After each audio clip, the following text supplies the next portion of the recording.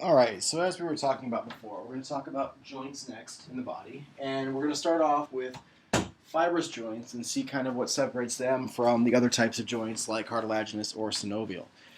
With fibrous joints, there's going to be a relatively tight connection of fibrous tissue. So, because of that, there's no space between the two bones that are joined together by a fibrous joint. And because of that, there's not going to be much in the way of motility. So, there's a bit of a trade off here between the amount of connection between the bones versus the amount of flexibility between the two bones, the amount of movement between the two bones.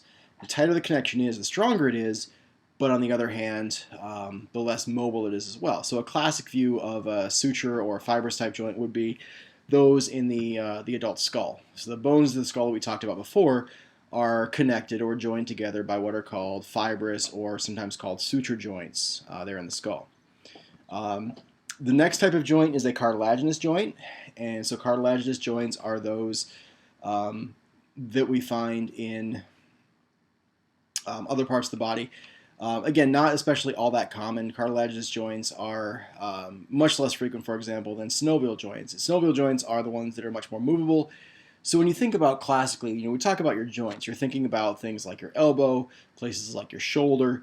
Those are much more along the lines of what you would call a synovial joint. Your knee, your ankle, those types of things, those are all synovial joints. And so they're movable. They're maybe a little bit less durable, especially than we saw with the suture joints, for example. But there is also a lot more motility when it comes to synovial joints.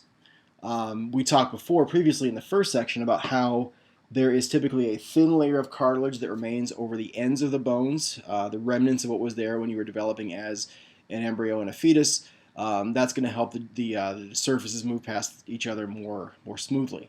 There's also going to be what's called a capsule there that's filled with what's called synovial fluid that again is going to help make smooth movement between the bones in that joint. The last thing you want to have is bones running into other bones and grinding across the surface of each other when you're moving. You want to have nice, smooth movement, no catching, nothing like that between the two bones. And in many cases, too, these joints are reinforced with ligaments. So you think about probably the most famous ones are the ones in your knee. You look at ACL and MCL and those sorts of things that run bone to bone from upper leg to lower leg. They are there to help stabilize the knee and prevent it from moving in unwanted directions. And if it does move in that unwanted direction, then you really start coming into the situation where you might see tears of those ligaments, and from there surgical repairs, those sorts of things. The different types of movement patterns of synovial joints, right? So the primary first type is called a ball and socket joint, and ball and socket joint would be like your hip, maybe a good example of ball and socket joint. It can move in all directions, so you can move your leg front to back, side to side, around in a circle, 360 degrees. Very, very high degree of movement in the hip, for example. Shoulder, again, ball and socket joint. Again, the trade-off here is that when you see movability, you also tend to see less in the way of stability. So even though things like hips and shoulders are very mobile, they're also, perhaps, in some instances, more prone to being dislocated than a hinge joint or than a combination joint or those types of joints. Ball and socket joints very mobile, but perhaps the least strong of the types that we're going to take a look at here. Hinge joints are those that allow movement only in one plane. So if you look at your elbow, if you look at your knee, those are both good examples of hinge joints. You can't really move your knee side to side. It moves up and down, front to back really well as you extend and flex your lower leg. But in terms of side-to-side adduction or abduction of that knee, there's really not a whole lot there, at least hopefully. If there is, you've probably got a bit of a problem. The next type of joint that we're going to see is called a gliding joint, and maybe the best, easiest to imagine location in the body where you'd find a gliding joint would be in the vertebrae. So the vertebrae that are separated from each other by those discs can move back and forth past one another, across one another, so that you get flexibility in your back.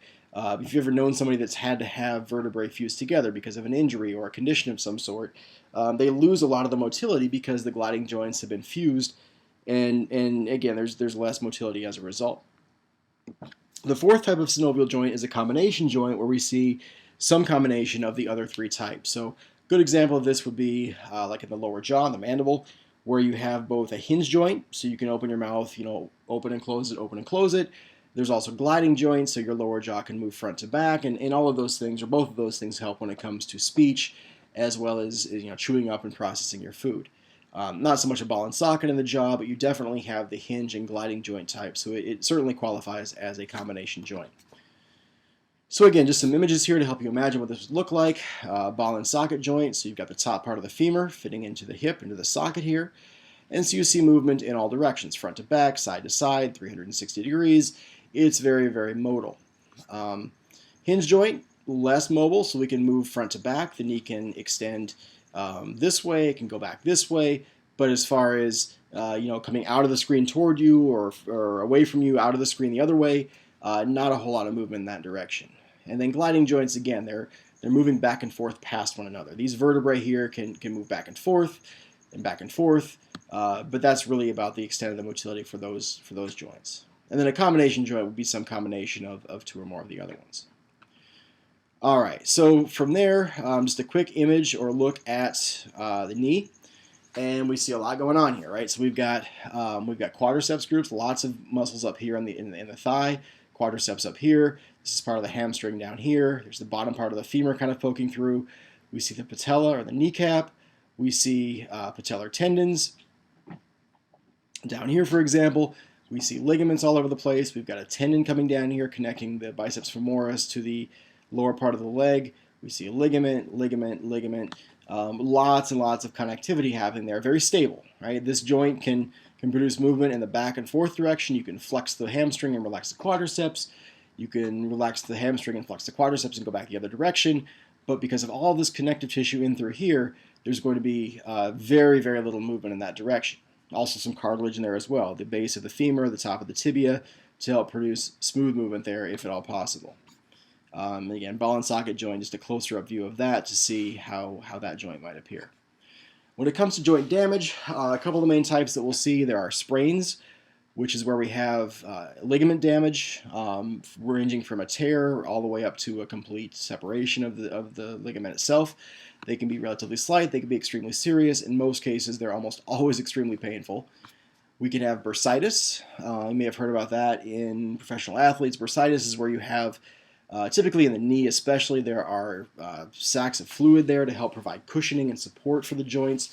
If those become inflamed, it can become very painful, very difficult to move the knee in the correct way if those bursts have become inflamed or infected in some way.